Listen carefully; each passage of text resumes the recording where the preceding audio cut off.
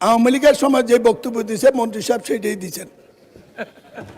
মন্ত্রী মহোদয় বলছেন ওভারপাস হবে, এক্সপ্রেস হয়ে হবে, এই রবীন্দ্রসঙ্গীত বহু শুনেছি। ভোটার ইজ্জতটা রক্ষা করতে দেন, বৃদ্ধ বয়স্ক মানুষকে জবাব দিতে দেন, লাশের মিছিল কতদিন আর বহন করবো? প্রত্যেকটি কথা সরকার যা সচিবরা যা বলে দিচ্ছে, ওই যারা টাকা লুণ্ঠন করেছে তারা শিখিয়ে দিয়েছে, উনি বলেছেন। দুর্ভাগ্য জাতি 2003-04 সালের আগে এই রাস্তাটি কেউ খেয়াল করেনি। দেশনেত্রী বেগম খালেদা জিয়া কুমিল্লা সফরের পরে, এরপরে তৎকালীন অর্থমন্ত্রী জনাব সাইফুর রহমান সফরের পরে এই রাস্তাটির জন্য যা চেয়েছে তাই বরাদ্দ সড়ক বিভাগকে দিয়েছে, কিন্তু কাজটা বাস্তবায়ন হয় নাই।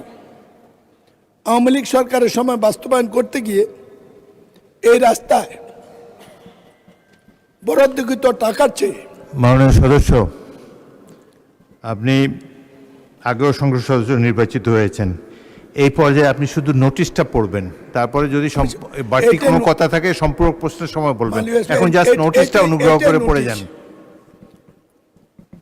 দেশ এই সরকার করেনি, 2003 সাল খালি তো করেন 750 কোটি টাকার প্রজেক্ট। আমি সংক্ষিপ্ত করার চেষ্টা করছি, কারণ আপনি খুব নির্দয় মানুষ, কখন যে মাইক বন্ধ করেন ঠিক নাই।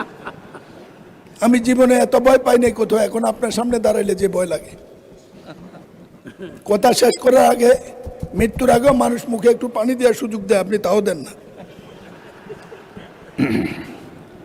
এই প্রকল্পটি বাস্তবায়ন করতে গিয়ে সরকার, আওয়ামী লীগ সরকার 1700 কোটি টাকা ব্যয়, 17,000 কোটি টাকা ব্যয় করেছে। আজকে মরণ ফাঁদ, একই কারণে ঈদের দিনে এই দুর্ঘটনা। বিরোধীদের নেতা একটা দেখেছেন, এখানে গেটার করছে কয়েক লক্ষ, মারা গেছে 1 লক্ষ লোকের কাছাকাছি। এই পর্যন্ত কিছু হয়নি।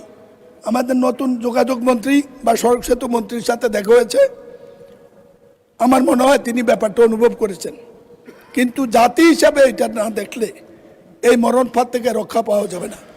ঢাকা কুমিল্লা মহাসড়ক সমাধানের জন্য ব্রিটিশ আমল থেকে রেল লাইন করতে চেয়েছিল। ধান খেতে রেল লাইন হয়েছে, ঢাকা কুমিল্লা রেল লাইন হয় নাই। ঢাকা কুমিল্লা রেল লাইন হইলে চট্টগ্রামের দূরত্ব কমে, ঢাকাটাই কুমিল্লা চট্টগ্রাম পর্যন্ত চলে যেতে পারে। চট্টগ্রাম থেকে কক্সবাজার রেল লাইন হয়েছে, ঢাকা কুমিল্লা হলে সংযোগ হয়, সংক্ষিপ্ত সময় যায়, এই রেল লাইন সফর হয়। মাননীয় স্পিকার, প্রতিবাদের মুখে গত সরকার সড়ক বিভাগের লোকদেরকে টাকা দিতে চেয়েছিল ক্ষতিপূরণ। পত্রিকা আছে গত পরশু দিনের, 25,000 কোটি টাকা তহবিলে আছে শুনেছি। আমার এলাকার এই 16,000 লোকের মধ্যে যাদের লাশও আমরা পাইনি, ভর্তা পেয়েছি, ভর্তা, তাদের কোনো পরিবারকে 10 টাকাও দেওয়া হয় নাই। একটি অমানবিক মরণ ফাঁদ। 50 বছর যাবত লড়াই করছি, কিছুই করতে পারিনি। আশা ছিল এই সংসদ আসলে কিছু করব। আজকে অন্তত প্রশ্নোত্তর আকারে এটা দিয়েছি, মাননীয় মন্ত্রীকে অবহিত করেছি, মাননীয় প্রধানমন্ত্রীকে সিঙ্গাপুর থেকে চিকিৎসার ব্যবস্থা চিঠি দিয়েছি। আমার এখন কুমিল্লা যেতে ভয় লাগে, কি জবাব দেব? আপনার মাধ্যমে সংসদের কাছে, আমার সরকারের কাছে এই জবাবটা জানতে চাই, কি জবাব দেব? মন্ত্রী সাহেবকে সফর করতে বলেছি, তিনি সচিব সাহেবকে পাঠিয়েছেন। আমি বলি, আপনি 3টা মন্ত্রী, এরকম সৌভাগ্য বাংলাদেশে এর আগে কারো হয় নাই। দয়া করে কুমিল্লা আসেন, আমাদেরকে বাঁচান, ভোটার ইজ্জতটা রক্ষা করতে দেন, বৃদ্ধ বয়স্ক মানুষকে জবাব দিতে দেন, লাশের মিছিল কতদিন আর বহন করব একটু বলে দেন। ধন্যবাদ মাননীয় স্পিকার।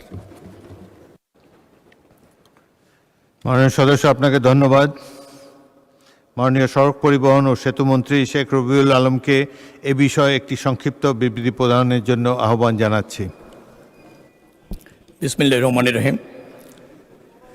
সম্মানিত সংসদ সদস্য যেটি উপস্থাপন করেছেন মহান সংসদে, তার পরিপ্রেক্ষিতে আমি অবগত করতে চাচ্ছি। ওখানে একটা ইউলুপ নির্মাণ কাজ চলমান আছে, ইতিমধ্যে অর্ধাংশ কাজ শেষ হয়েছে। এই মুহূর্তে ওই প্রকল্পের ব্যয় বাড়ানোর কোনো সুযোগ নেই, যার ফলে আমরা ভূমি অধিগ্রহণের যে ব্যয় সেটাকে সীমিত করে পূর্ত কাজের ব্যয় আরেকটু বাড়িয়ে যে বাজেট আছে সেটাকে অ্যাডজাস্ট করে এখানকার যে ওভারপাসটা আছে সেটা সম্প্রসারণ করবার জন্য আমলে নিয়ে ইতিমধ্যে নকশা প্রণয়ন করেছি। আমরা মনে করছি এই নকশা অনুসারে এই কাজটি দ্রুততম সময়ের মধ্যে শেষ করতে সক্ষম হব এবং তাতেই ওই জায়গায় যে সমস্যাটা আছে তার একটা স্থায়ী সমাধান হয়ে যাবে। আরেকটি জায়গা এখানে উল্লেখ করা প্রয়োজন বিষয়, ঢাকা চট্টগ্রাম যে মহাসড়ক আছে এটা 10 লেনে উত্তীর্ণ করবার একটা প্রকল্প ইতিমধ্যে ফিজিবিলিটি স্টাডি চলমান রয়েছে। সেখানেও আরও 3টি আন্ডারপাস নির্মাণের পরিকল্পনা সরকার ইতিমধ্যে ওই ফিজিবিলিটি স্টাডির মধ্যে আছে। পাদুয়া বাজারে যে ইউলিপের কথাটা বলা হচ্ছে সেটিকে আবার আমরা ইন্টারসেকশন যেভাবে আছে তার অধীনেও আরও 2টি আপনার আন্ডারপাস নির্মিত হবে, যার ফলে 5টি আন্ডারপাস ওই অঞ্চলে নির্মাণের পরিকল্পনা ইতিমধ্যে সরকার গ্রহণ করছে। দ্রুততম সময়ের মধ্যে বিশদ নকশা আপনার প্রণয়নের কাজ চলছে। আমরা এরপরে ডিপিপি উপস্থাপন করে এই ব্যাপারে যে সমস্যাটা আছে তা সমাধান করতে ইতিমধ্যে পদক্ষেপ গ্রহণ করেছে সরকার।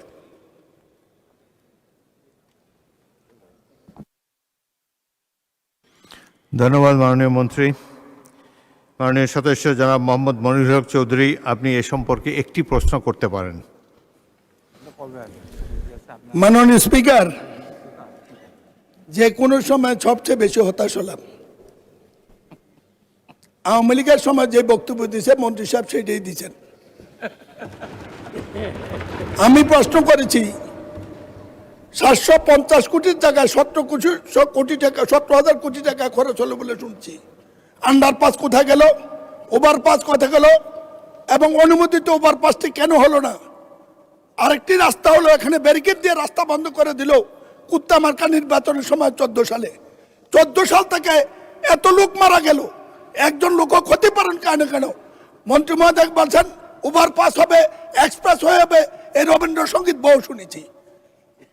মানুষ আমাদেরকে শান্তি মনে মরতে দেন। ওনার প্রত্যেকটি কথা সরকার যা সচিবরা যা বলে দিয়েছে, ওই যারা টাকা লুণ্ঠন করেছে তারা শিখিয়ে দিয়েছে, উনি বলেছেন। মাননীয় মন্ত্রী প্রশ্ন করেন, প্রশ্ন নাই কোনো? বলছি মাননীয় মন্ত্রী,